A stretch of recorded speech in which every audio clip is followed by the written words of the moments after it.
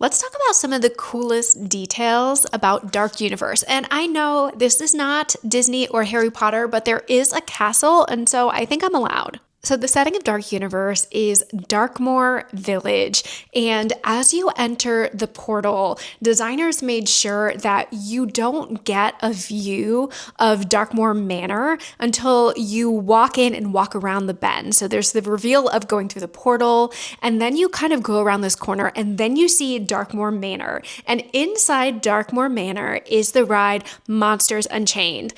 Team member previews are going on now, and so we have reports of people doing this ride, and from the videos that we have of the 14 animatronics that are in this ride and everything we know, it promises to be a totally state-of-the-art experience with incredible details. So the story of the ride is it's Dr. Victoria Frankenstein, and she is Henry Frankenstein's great-granddaughter, and she is trying to make monsters part of our world again and prove that she can control them and they're not that bad. But it all goes wrong for her when she tries to control Dracula, and Dracula is having none of it. Dracula breaks free and he leads a vicious attack on us through the catacombs of Darkmoor Manor.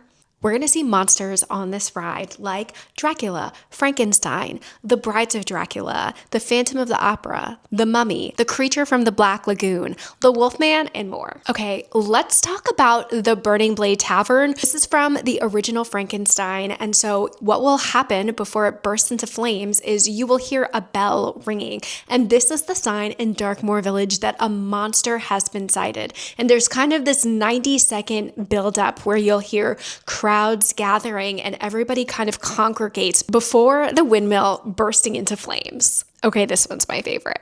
So one of the food options in Darkmoor Village is Das Steakhouse, and this is a steakhouse that is run by vampires, which the concept of a vampire-run steakhouse, 10 out of 10, no notes.